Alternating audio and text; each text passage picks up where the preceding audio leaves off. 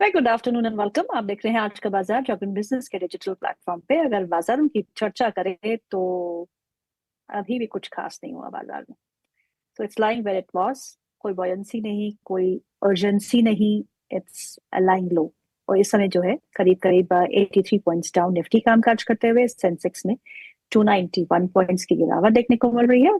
250 अंक नीचे bank Nifty जो पिछले कुछ दिनों से सहारा देने की कोशिश कर रहा था, लेकिन 2 दिन पहले फिजल आउट हो गया। और उसके बाद अब कोई भी ऐसा मेजर इंडेक्स नहीं है जो बाजार को सहारा दे रहे हैं, एक्सेप्ट फॉर मेटल्स की हम चर्चा करेंगे। लेकिन अब मिड कैप और स्मॉल कैप इंडेक्स की भी बात कर ले तो वहां पे भी आधा फीसदी की कटौती देखने को मिल रही है। इंडिया विक्स 14 के आसपास एक बार फिर 13.76, 3% का इजाफा इंडिया विक्स में देखने को मिल रहा है। सो आज के star performers gold and silver.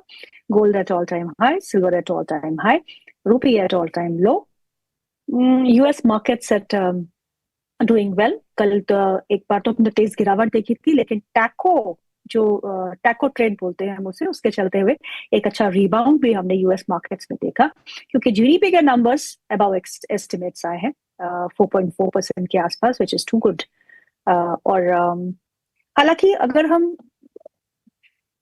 Bookish knowledge पे देखें, जीडीपी अच्छी आ रही है वहां की, इकोनॉमी में कोई डेंट नहीं है, तो ब्याज दरों में कटौती की संभावनाएं कम होती है। जब ब्याज दरों में कटौती की संभावनाएं कम होती है तो गोल्ड और सिल्वर को गिरना चाहिए था, लेकिन ऐसा नहीं हो रहा। गोल्ड भी भाग रहा है, सिल्वर भी भाग रहा है, क्रूड भी अब संभलने की कोशिश कर रहा है। So it's very difficult to understand current market condition जो है वो क्या है। इक्विटी जो है हमारी बिल्कुल परफॉर्म नहीं करी as far the Indian market से कंसर्न, तो दिक्कत तो है। आज के टॉप परफॉर्मर्स निफ्टी के एशियन पेंट्स, यहाँ करीबन 2% का इजाफा है। अंशुल हमारे आज के मेहमान है, हमसे हमारे साथ जुड़ेंगे थोड़ी देर में। उनका फेवरेट स्टॉक ये रहा है एक एशियन पेंट्स, जहां वो हमेशा बोलते हैं कि गिरावट में खरीदारी करनी चाहिए। डॉक्टर रेड्डीज यहाँ पे बॉयंसी बनी हुई है। कल भी अच्छा एक मूव था, 5 से ज्यादा फीसदी का इजाफा, क्योंकि नतीजे अच्छे आए थे। उसके बाद आज भी करीबन 2% का इजाफा देखने को मिल रहा है। Hindustan Unilever defensive.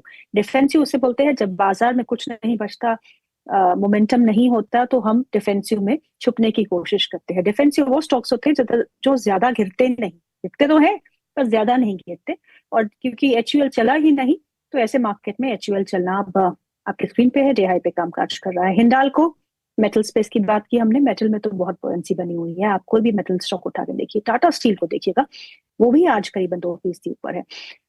आईटी में थोड़ा बहुत मोमेंटम देखने को मिल रहा है। टेक महिंद्रा अगेन अंशुल की पसंद इज अ स्टार परफॉर्मर, जहां एक अच्छा मोमेंटम है, 1% का इजाफा है। टीसीएस 1.25% ऊपर है। बजाज ऑटो आज अच्छा प्रदर्शन कर रहा है, ये भी नहीं चला इन द ऑटो स्पेस, तो हो सकता है कि इसकी अगली बारी अब बजाज ऑटो की हो सकती है। अल्ट्राटेक सीमेंट, सिप्ला, टाइटन आज हरे निशान में कामकाज करते हुए। गिरने वाले स्टॉक्स में इटर्नल सबसे ऊपर है, 4% की गिरावट। IndiGo, Jio Finance, Power Grid, Axis Bank, Coal India गिरावट वाले शेयर। आज के star performers Hindustan Zinc, Nalco up 4%, Hindustan Zinc up 6%। Ashok Leyland all time high पे, यहाँ पे 3% का इजाफा, 196 के आसपास का स्तर है। Vedanta, SAIL, Tata steel, they all up. The metal is on fire and Anshul is with us. Anshul, बहुत बहुत स्वागत है आपका कार्यक्रम में। Anshul Jain, head of research, Lakshmi Shri investment. So Anshul, markets तो कहीं नहीं जा रहे, पर स्टॉक स्पेसिफिक एक्शन जरूर देखने को मिल रहा है। आप म्यूट पे हैं अंशुल। नमस्कार नमस्कार आपके सभी दर्शकों को। ये हिंदुस्तान जिंक और अशोक लीलैंड का नाम लेते हुए बड़ी मुस्कान आ रही थी आपके चेहरे पे, कौन सा रखी हैं? मेरे पास अशोक लेलैंड है अंशुल, जो मेरी एवरेज प्राइस है वो आपको सुन के आपको भी आश्चर्य होगा। आई थिंक इट्स 12 रुपीज और 13 रुपीज। बहुत बढ़िया, मतलब ये जी जी के दिनों से आपके पास है। नहीं, उसके बाद से। बहुत बेहतरीन जी। तो ये बताइए कि मार्केट में करना क्या है, कुछ उत्साह नहीं आ रहा। आप वर्ल्ड मार्केट्स को देखिए, वो तो खूब चल रहे हैं, पर हमारे मार्केट्स चलने का नाम नहीं ले रहे। एक अच्छे मोमेंटम के बाद हमने मोमेंटम को लूज किया, लेकिन हम संभलने की कोशिश कर रहे हैं, ऊपरी लेवल्स पे टिक नहीं रहे। अब कहाँ जाएंगे हम? देखिए आज के सेशन में तो मेरे को मोस्ट लाइकली कुछ होते हुए दिख नहीं रहा है। कल की रेंज के अंदर ही हम ट्रेड कर रहे हैं और प्रोबेबली कल के रेंज के अंदर ही रहेंगे। बैंक निफ्टी में इतनी बड़ी मूव आ गई 59,400 से 58,950, लेकिन कल की रेंज ही नहीं पार हुई है। डेली चार्ट पे बेरिश एफवीजी के अंदर कल टेस्ट हुआ था, डोजी कैंडल थी, नीचे से भी रिजेक्शन था, ऊपर से भी रिजेक्शन था, तो नॉट वेरी क्लियर कि ये बेरिश एफवीजी काम करेगा या नहीं करेगा। अब आज फ्राइडे है, 3 दिन अब यहां से लंबी छुट्टी है, तो मैं एक्सपेक्ट नहीं कर रहा कि आज भी कुछ होगा। तो अब जो होना है ट्यूसडे होना है, और अगर ट्यूसडे नहीं हुआ तो फिर वेडनेसडे होगा। तो इंडेक्स प्लेयर्स के लिए चैलेंजिंग फेज है, शांति से बैठेंगे ज्यादा अच्छा रहेगा। सेलेक्ट काउंटर जहां पे रिलेटिव स्ट्रेंथ है वहां पे जरूर ट्रेड किया जा सकता है, जैसे 9,200 पे पहले भी बजाज ऑटो बताया था कि रीटेस्ट हो रहा है, लेके चलिए 11,400 जा रहा है, 9,500 आ गया। तो इस टाइप के रिलेटिव स्ट्रेंथ वाले काउंटर लेके चलिए, वहां पे पैसा बनता रहेगा। बट इंडेक्स फ्रंट पे अगले 2 दिन मतलब आज और ट्यूसडे शायद ही ये कुछ बने। चलिए अब हम एफएमसीजी स्टॉक्स को आज देखते हैं। आज एचयूएल में थोड़ी बहुत तेजी है, 2% का इजाफा है। Emami, United Spirits, Dabur, ITC में भी आज हरा निशान देखने को मिल रहा है। सो एफएमसीजी स्पेस में मुझे पता है आपको बिल्कुल पसंद नहीं है, पर फिर भी अगर रिलेटिव स्ट्रेंथ कहीं देखनी हो तो कहाँ देखें?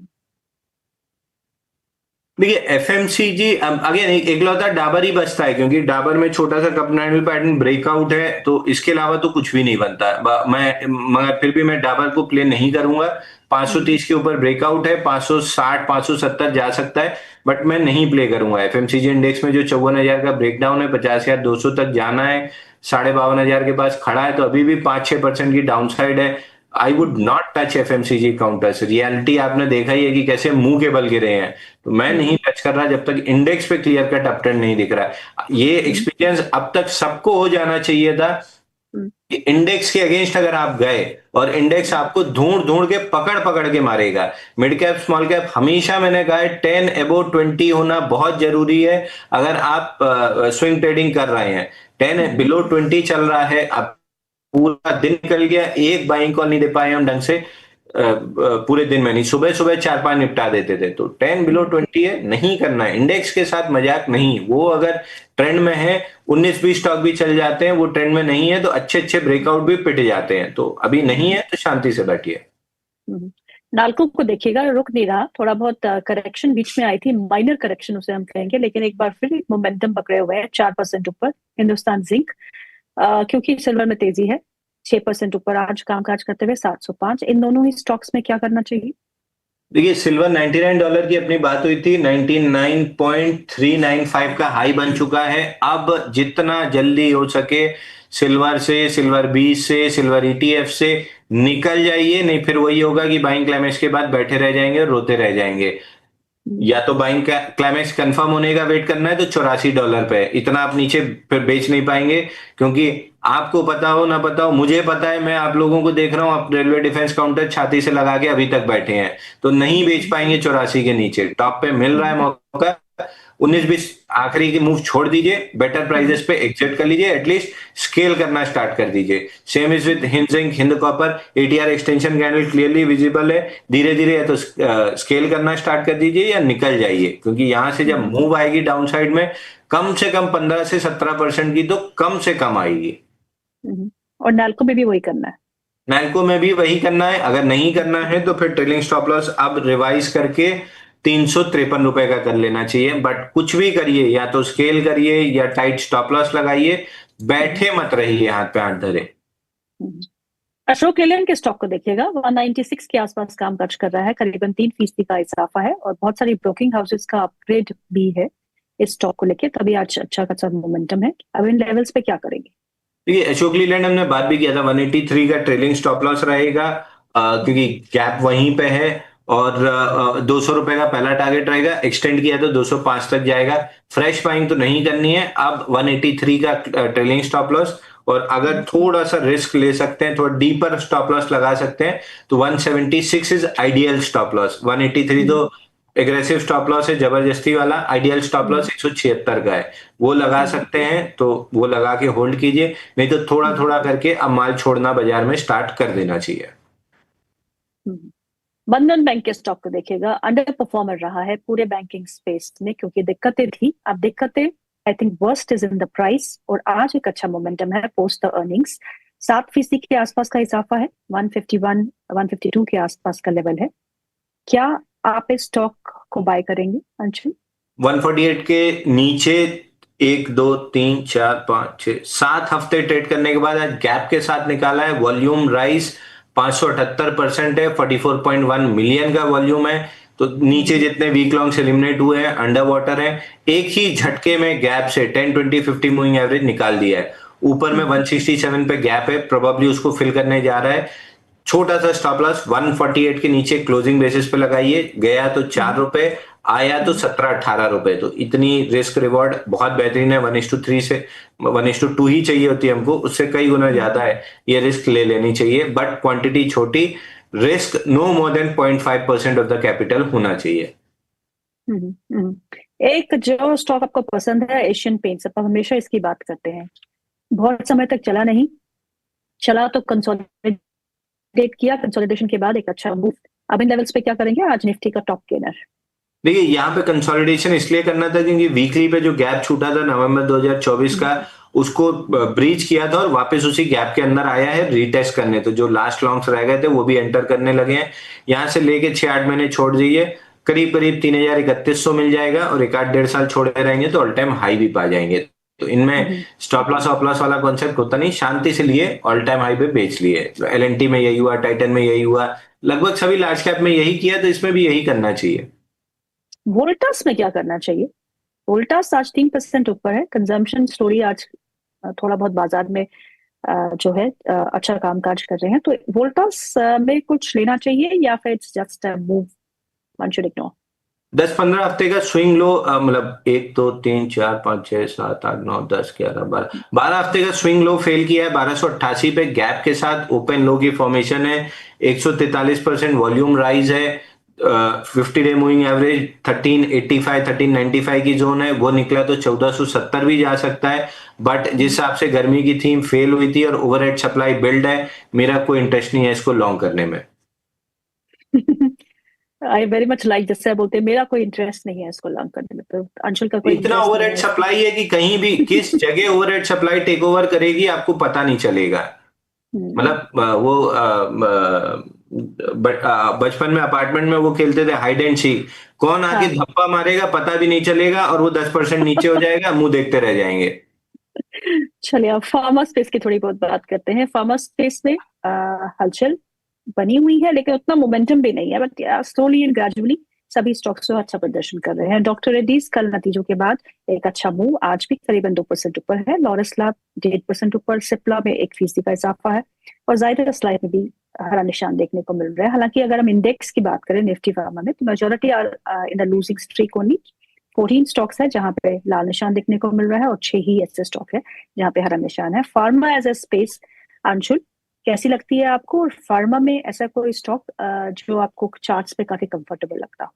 देखिए फार्मा इंडेक्स पे जब फेल्ड ब्रेकआउट आया था, उसके टारगेट भी नीचे की तरफ ऑलमोस्ट अचीव हो गए थे, तो फार्मा में सेलिंग तो नहीं दिख रही थी। दूसरा, अगर 1183 रुपए पे आपने डॉक्टर रेड्डी मिस किया है तो आपने पाप किया है, एकदम पाप किया है। पिछले 1-1.5 साल की आपकी और मेरी मेहनत सभी ने बर्बाद कर दी है। बार बार हमने डिस्कस किया था कि लार्ज कैप स्टॉक्स बॉक्स लो पे जब ब्रेकडाउन आता है तो ब्रेकडाउन पे बेचना नहीं है, ब्रेकडाउन फेल होते ही से तुरंत चढ़ जाना है। लास्ट टाइम भी जब इसका रिजल्ट आया था और ये गैप के साथ खुला था 30 अक्टूबर को सीधे 1183 बॉक्स लो पे, वहां से हमने बाई किया था 1250 तक के लिए। फिर ये नीचे आके बॉक्स लो तोड़ा, 4 दिन उसके नीचे ट्रेड किया और कल ओपन लो के साथ वापस से बॉक्स रिक्लेम किया था। आंख बंद करके कल 1190 पे चढ़ जाना चाहिए था। आज 1240 50 डे मूविंग एवरेज पे अटका है। हो सकता है यहाँ पे हफ्ता 10 दिन अटके 1-2 हफ्ते की कैंडल बनाए, उसके बाद चले, बट 1345 बॉक्स हाई तो ब्लाइंड टारगेट बनता है। चलिए अब ऑटो की स्पेस की तरफ हम रुक करते हैं, और ऑटो इंडेक्स को देखें तो 3 ही ऐसे स्टॉक है जो हरे निशान में कामकाज कर रहे हैं। लूजर्स की श्रेणी 12 की है, लेकिन लूजर्स की हम बात करेंगे मदरसन सुमी उसी लेवल के आसपास है, न ज्यादा गिरा ना बढ़ा। ये स्टॉक 109 पे आपको कैसा लगता है? देखिए मदरसन सुमी में हमने बहुत बात की थी कि ट्रेन अब तक 140 रुपए आ जानी चाहिए, लेकिन स्टेशन पे आ ही नहीं रही है। हर कीमत पे 115 का स्टॉप लॉस लगा लीजिए, क्योंकि वो निकला और सीधा सीधा आपका नीचे का लॉन्ग लिक्विडेशन का टारगेट खुल जाएगा 101 रुपए। तो फिलहाल लो बना है 106 का, वहां से पुल बैक भी बन गया, 10 डे मूविंग एवरेज 114 तक, और फिर डाउन मूव आ रही है, तो 101 रुपए आते हुए दिख रहा है। बजाज ऑटो आपको पसंद है, आपने शो के ओपनिंग में कहा बजाज ऑटो इन लेवल्स पे खरीद लेना चाहिए, राइट? बजाज अब पिछले 3 दिन से तो मैं बाई दे ही रहा हूं, और पिछले 3 दिन से, एक सेकंड भाई, एक शो पे हूँ, थोड़ी देर में करता हूँ। 3 दिन से मैं बाई देते आ रहा हूं, जब से 9250 के ऊपर ये वापस गैप के साथ आया। 9490 का पहला रेजिस्टेंस था जो आज टेस्ट हुआ है, वहां से प्रॉफिट बुकिंग आ रही है। 19 20 150 रुपए 10,000 के स्टॉक में फर्क नहीं पड़ना चाहिए, लेते जाइए। ये स्टॉक 11,200 के पास, 11,100 के पास करीब गैप है, वहां तक चला जाएगा। सेम एशियन पेंट्स, टाइमिंग करने वाले मर गए, जिनने लेके बैठे रहे आज अच्छा प्रॉफिट कमा रहा है, तो यहां भी टाइमिंग करेंगे मर जाएंगे, लेके बैठ जाइए, 11,000 रुपए में बिक जाएगा। आज इंडसइंड बैंक के नतीजे हैं,